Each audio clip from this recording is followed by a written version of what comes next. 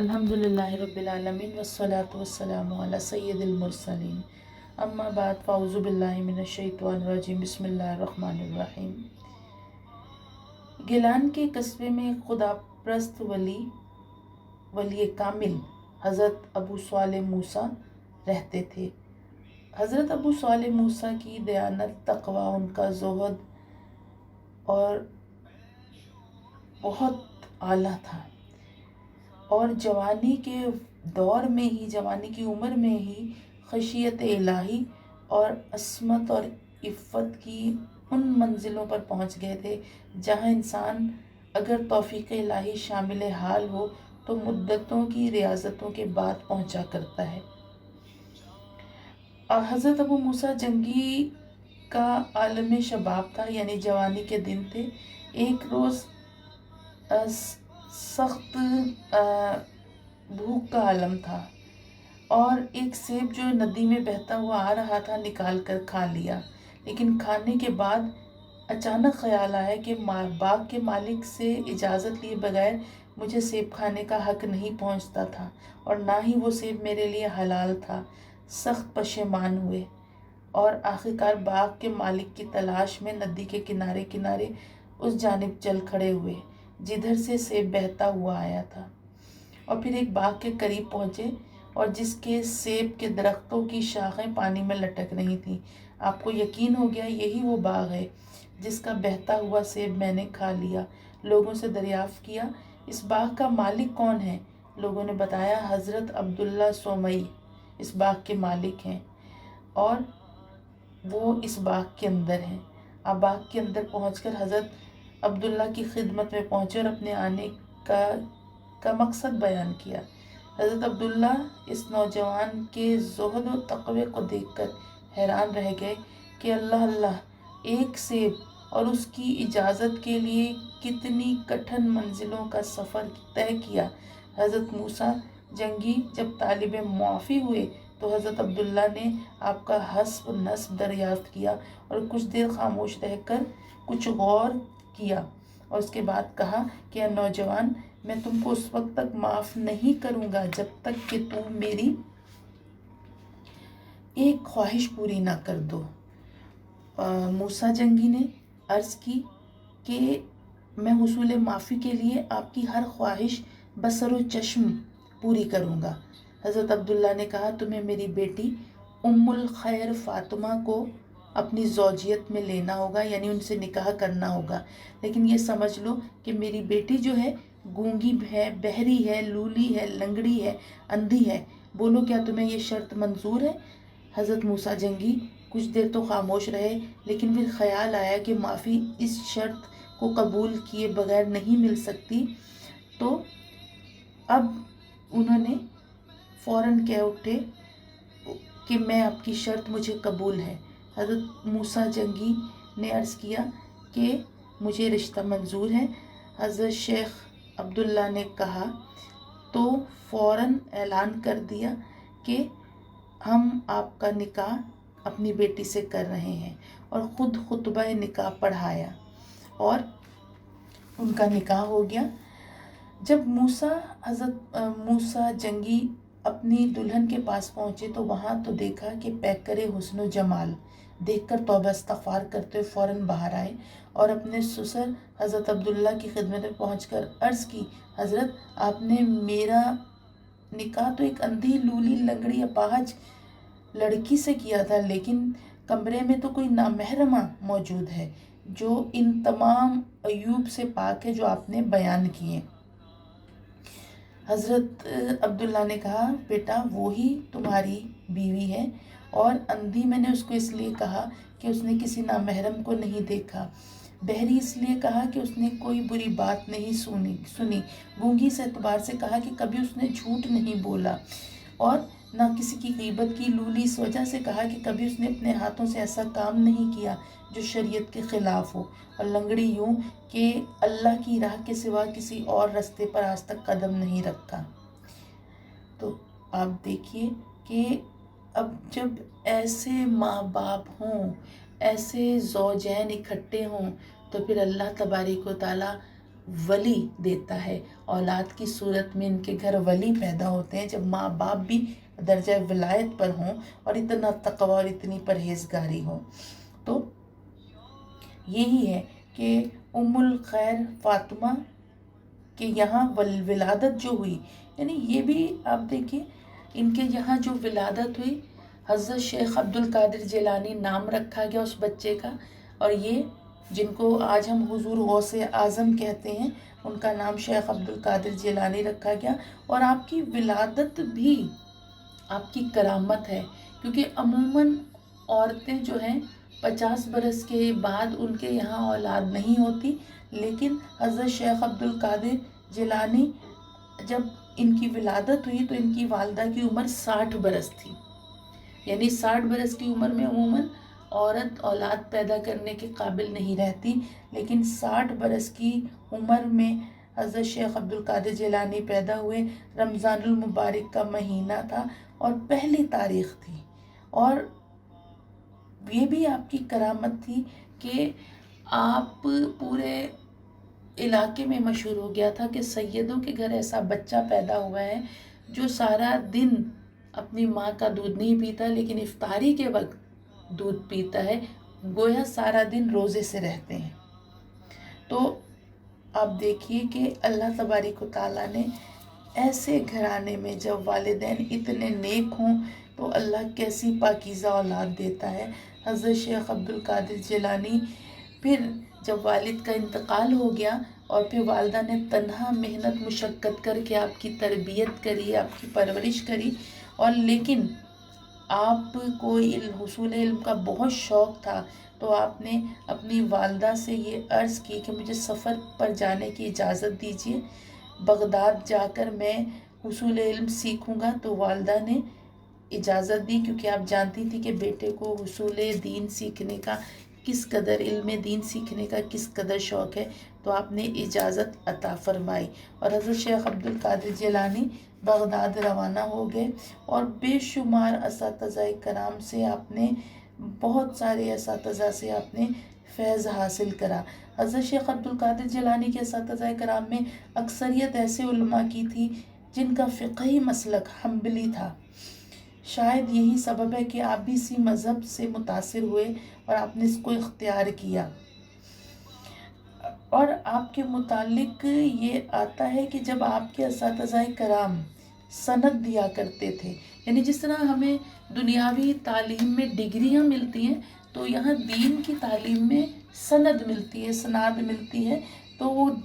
سند دیتے وقت فرمایا کرتے تھے، اے عبد القادر ہم تو تم کو الفاظ حدیث کی سند دے رہے ہیں، ورنہ حدیث کے معنی میں تو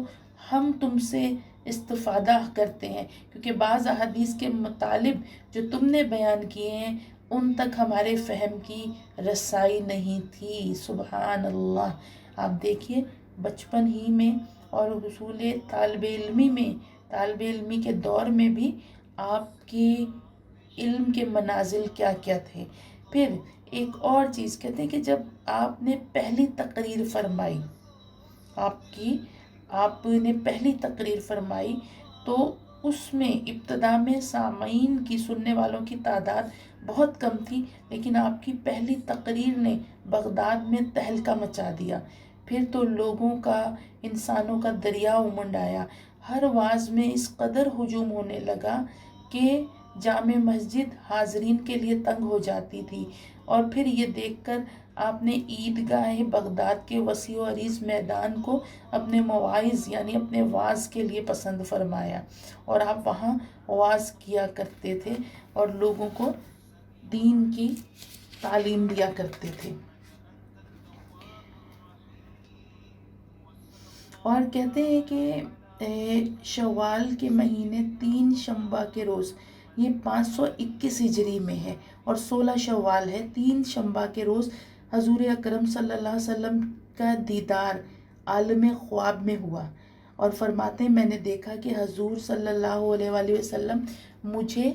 حضور پاک صلی اللہ علیہ وآلہ وسلم مجھے واعظ کہنے کی ہدایت فرما رہے ہیں. میں نے عرض کیا حضور میں عجمی ہوں اور بغداد کے جو عالم ہیں ان کے سامنے زبان کھولتے ہوئے ڈرتا ہوں.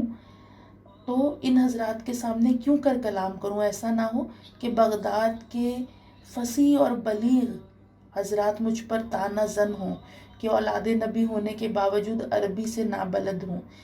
پھر بھی واز و پند میں سرگرم ہے۔ میری اس گزارش پر فرماتے ہیں کہ نبی پاک صلی اللہ علیہ وسلم نے 7 مرتبہ کچھ پڑھ کر میرے منہ پر دم کیا اور واز کا حکم دیا۔ دوسرے روز میں نماز ظہر کے بعد واز کہنے کے ارادے سے ممبر پر بیٹھا، سوچتا رہا کیا کہوں، میرے ارد گرد خلقت کا ہجوم تھا، ہر ایک میرا آواز سننے کا مشتاق تھا، ہر چند کہ میرے سینے میں دریائے علم موجزن تھا، مگر میری زبان نہیں کھلتی تھی کہ اس وقت میرے جد امجد حضرت علی کرم اللہ وجہ الکریم تشریف لائے اور 6 مرتبہ کچھ پڑھ کر میرے سینے پر دم کیا، میری زبان فوراً کھل گئی اور میں نے واز شروع کرا۔ اب میری طاقت لسانی یعنی میری زبان کی جو طاقت تھی، سارے بغداد میں دھوم مچ گئی، خود میرے دل میں بھی جوش سخن کا یعنی بیان کرنے کا یہ عالم تھا کہ اگر کچھ عرصہ خاموش رہتا اور واز نہ کہتا تو میرا دم گھٹنے لگتا تھا۔ اول میری محفلوں میں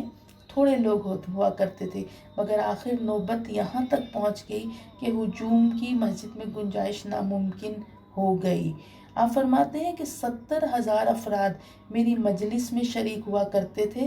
اور سوار اتنے ہی آتے تھے کہ ان کے گرد سے عیدگاہ کے گرد ایک حلقہ بن جاتا تھا اور وہ دور سے نظر آتا تھا۔ اسی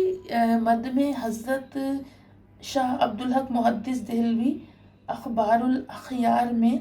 تذکرہ غوث اعظم تحریر فرماتے ہیں کہ حضرت کے کلام میں بیان میں وہ تاثیر تھی کہ جب آپ آیات وعید یعنی عذاب کی آیات کے معنی ارشاد فرماتے تھے تو تمام لوگ لرز جاتے تھے اور چہروں کا رنگ فق ہو جاتا تھا اور گریہ و زاری کا یہ عالم ہوتا تھا کہ اہل مجلس پر بے ہوشی طاری ہو جاتی تھی۔ انداز بیان آپ دیکھیں کتنا زبردست تھا حضور غوث اعظم کا کہ مجمع پہ گریہ و زاری طاری ہو جاتی تھی آپ جب بیان کرتے تھے۔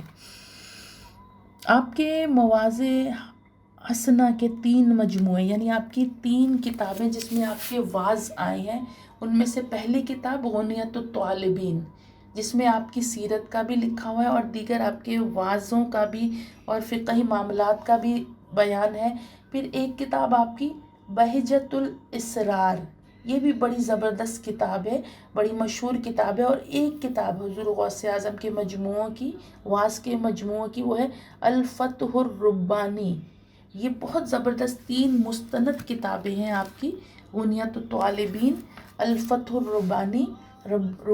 اور بہجۃ الاسرار۔ یہ 3 کتب آپ کے واعظ و نصیحت کی ہیں جو کہ بہت زبردست کتابیں ہیں۔ ان کتابوں کا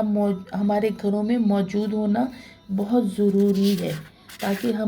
ہمیں معلوم ہو کہ آپ کے مواعظ یا واعظوں میں کیا کیا نصیحتیں فرمائی گئی ہیں۔ کہا جاتا ہے کہ آپ ہر روز آپ کے معمولات میں تھا کہ آپ ہر روز نماز مغرب سے قبل آپ غریبوں میں کھانا تقسیم فرماتے تھے اور نماز مغرب کے بعد آپ کھانا کھانے کے لیے بیٹھ جاتے تھے اور اپنے قرب و جوار کے ایسے تمام لوگوں کو کھانے میں شریک فرماتے جو نادار ہوتے، اور عشاء کی نماز کے بعد آپ مجلس سے اٹھ جاتے اور اپنا زیادہ وقت قرآن خوانی اور یاد الہی میں صرف فرماتے تھے۔ یعنی آپ کا یہ فرمان ہے، آپ ایک حدیث کو کوٹ کرتے ہوئے فرماتے ہیں کہ اگر میرے پاس زمین بھر سونا بھی ہو تو میں اس کو کس چیز میں صرف کروں، میں اس کو اس چیز میں صرف کروں کہ اللہ کی مخلوق کو کھانا کھلاؤں۔ اور پھر حدیث کوٹ کرتے ہوئے فرماتے ہیں کیونکہ یہ عمل اللہ کے بندوں کو، اللہ کی مخلوق کو کھانا کھلانے کا عمل جتنی تیزی کے ساتھ آسمان کی طرف پرواز کرتا ہے اتنی تیزی سے کوئی اور عمل پرواز نہیں کرتا، سبحان اللہ۔ اور پھر دیگر بھی آپ کا قول ہے، آپ کا فرمان ہے کہ جس نے دنیا کے امیروں سے طمع یا کوئی خوف کو دل میں جگہ دی، دنیا کے امیروں سے کوئی لالچ دل میں آیا یا کوئی خوف ان کی امارات سے آیا جگہ دی، تو وہ معاہدے یا نائب رسول ہونے کا دعویٰ نہیں کر سکتا، کہ وہ نائب رسول کا نائب نہیں ہو سکتا، کیونکہ ایسا عالم یا ایسا واعظ کرنے والا جو امیروں سے لالچ رکھے یا خوف کو جگہ دے دل میں، کہا یہ نائب رسول ہو ہی نہیں سکتا، کیونکہ خالق کے بدلے مخلوق سے امید اور خوف رکھنا یہ شرک ہے۔ خالق کے بدلے مخلوق سے امید اور خوف رکھنا یہ شرک ہے۔ پھر آپ یہ بھی نصیحت کیا کرتے تھے لوگوں کو جو لوگوں پر ظلم کر کے ان کے حق تلف کرتے تھے، ان کو آپ یہ بھی کہا کرتے تھے تم رمضان میں اپنے نفسوں کو تو پانی پینے سے روکتے ہو، اور جب افطار کا وقت آتا ہے تو مسلمانوں کے خون سے افطار کرتے ہو، ان پر ظلم کر کے جو مال تم نے حاصل کیا ہے اس کو نگلتے ہو۔ یعنی آپ دیکھیں آپ کے اقوال کتنے خوبصورت، لوگوں کو واعظ و نصیحت کرنے کی کتنی خوبصورت باتیں آپ نے کہیں کہ کوئی سخت سے سخت دل بھی اس بات کا اثر اس کے دل پر ہو جائے۔ تو اللہ تبارک و تعالی ہمیں اس کے ولیوں کی محبتیں عطا فرمائے، ہماری اولادوں کو ان کی محبتیں عطا فرمائے، اور ان کے فرامین پر عمل کرنے کی توفیق عطا فرمائے، اور ان کے فرامین اور زندگی کے عمل پر اللہ تعالی ہمیں ہماری اولادوں کو عمل کرنے کی توفیق عطا فرمائے۔ وآخر الدعوانا الحمد للہ رب العالمین، وصدق اللہ العظیم۔